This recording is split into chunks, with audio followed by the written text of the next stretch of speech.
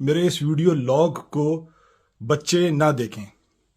मैं इस video log में कमालू को उस लहजे में मुखातिब करूंगा जिस लहजे का वो हकदार है, जिस लहजे में उससे बात होनी चाहिए।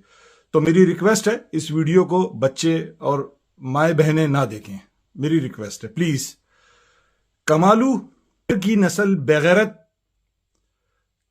तूने अल्ताफ भाई के लिए जिस लहजे में बात की है, जो तर्ज गुफ्तगू तूने इख्तियार किया है, मैं मजबूर हूं तुझे उसी लहजे में जवाब देने के लिए, क्योंकि मैं कह चुका हूं जिस लहजे में बात होगी, जिस टून में बात होगी, उसी टून में जवाब दिया जाएगा।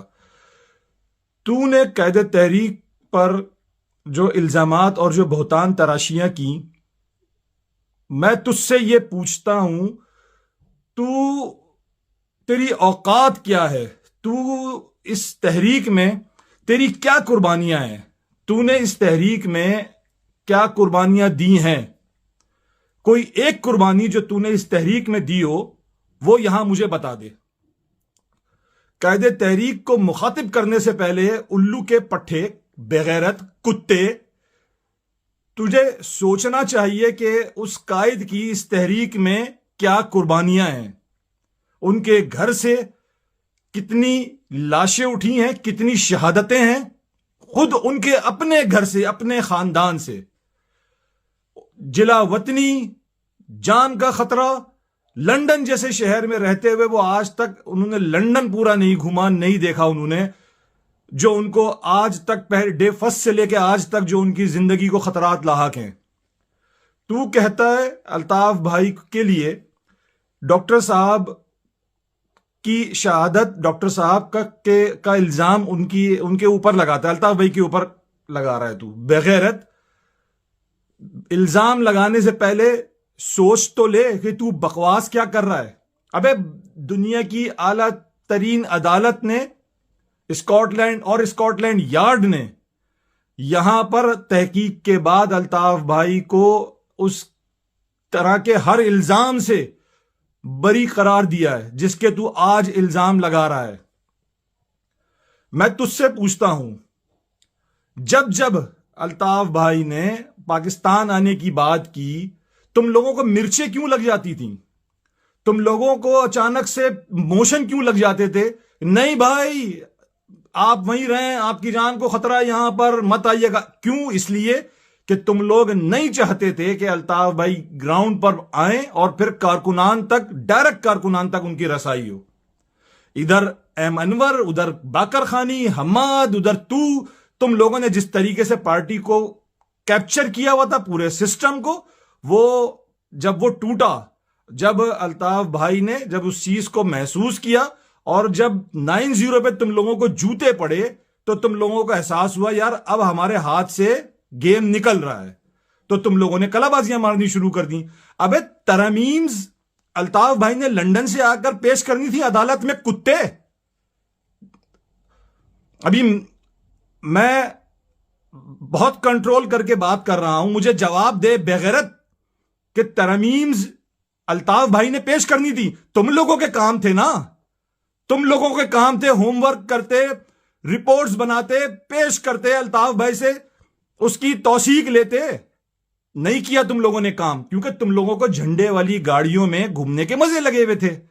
झंडे वाली गाड़ियां चाहिए, प्रोटोकॉल चाहिए, अय्याशियां चाहिए, तो वो तुम लोगों को लगे हुए थे। तुम लोगों ने, अल्ताफ भाई ने तो कौम को वो मुकाम दे दिया था, उस जगह पहुंचा दिया था कि जहां कौम खुद नहीं सोच सकती थी कि यार उस शहर में डकैतियों खत्म हो चुकी थी, अगवा बराए तावान के वारदात जो होती थी वो खत्म हो चुकी थी। खत्म है, ये नहीं कह रहा कम हो चुकी थी, तकरीबन खत्म हो चुकी थी।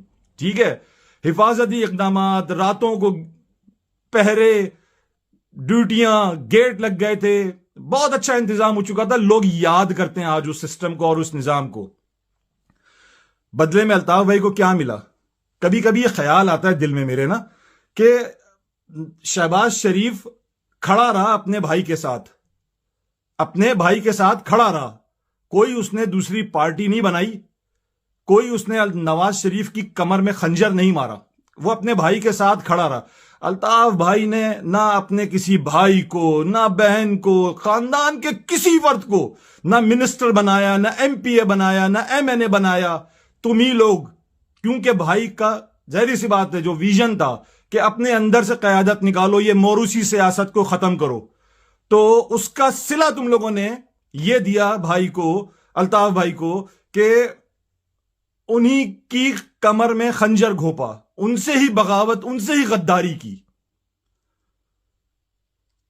तुम जैसे लोग, इसमें कोई शक नहीं है, आस्तीन के सांप रहे हो तुम लोग। तुम लोगों ने वो काम किया जो जो नहीं करना चाहिए था। आज कौम जिस हाल में है वो तुझ जैसे गद्दारों की वजह से है। अबे तेरी तो बात का, किसी बात का एतबार क्या करें? तू जिसको रॉ का एजेंट कहता था, आज तू उसी की सरबराही में काम कर रहा है।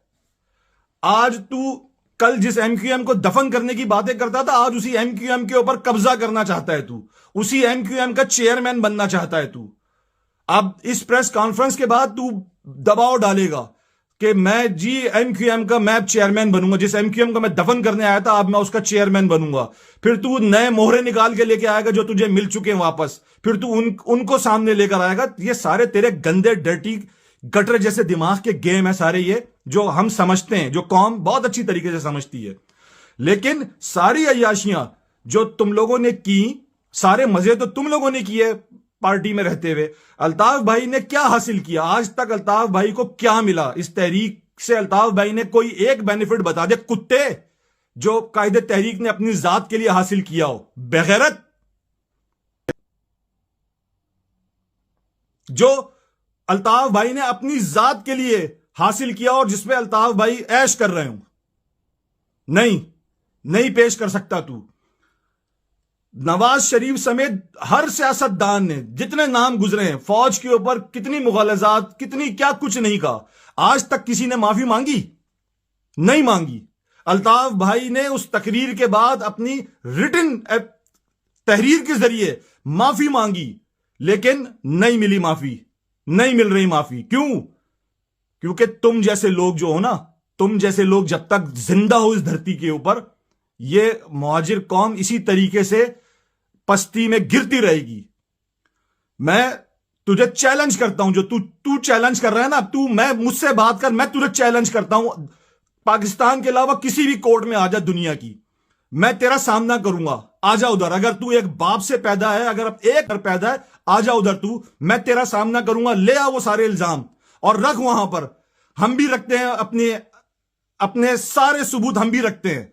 नहीं है हमारा कायद किसी रॉ का एजेंट, किसी दुश्मन मुल्क की एजेंसी का एजेंट नहीं है हमारा कायद। तू है बेगैरत। जब तू सेनेटर था ना, तू उस टाइम बिक चुका था। तुझे डील तेरी हो चुकी थी, तू गया वापस।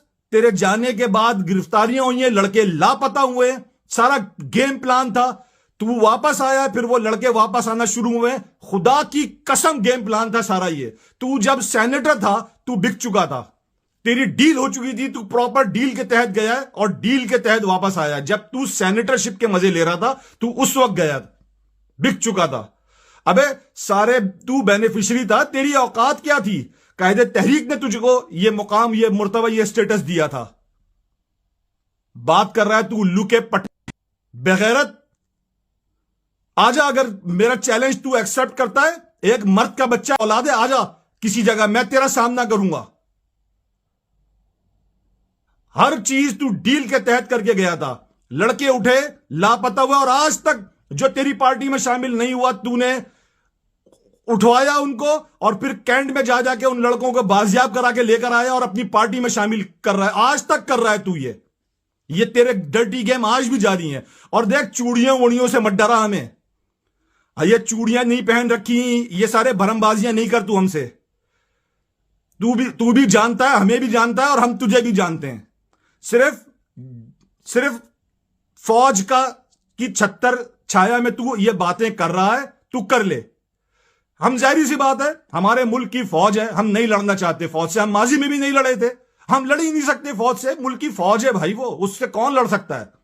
लेकिन जिस दिन फौज की छत्तर छाया तेरे सर से उड़ गई, तुझे खुदा की कसम, ये मैं वादा कर रहा हूं, तुझे भागते दम रास्ता नहीं मिलेगा कहीं पर, तुझे कहीं पनाह नहीं मिलेगी। जितने भी जो तेरे साथ हैं, ये उनको भी मैं कह रहा हूं कि इससे ये सवाल करो कि आज जो इतनी बड़ी बड़ी ये बातें कर रहा है, बानी एमक्यूएम, जब नाम लेते हो बानी एमक्यूएम बनाने वाले अल्ताफ भाई हैं, तो उनके मुकाबले में तू आने की कोशिश करता है। तेरी औकात नहीं है।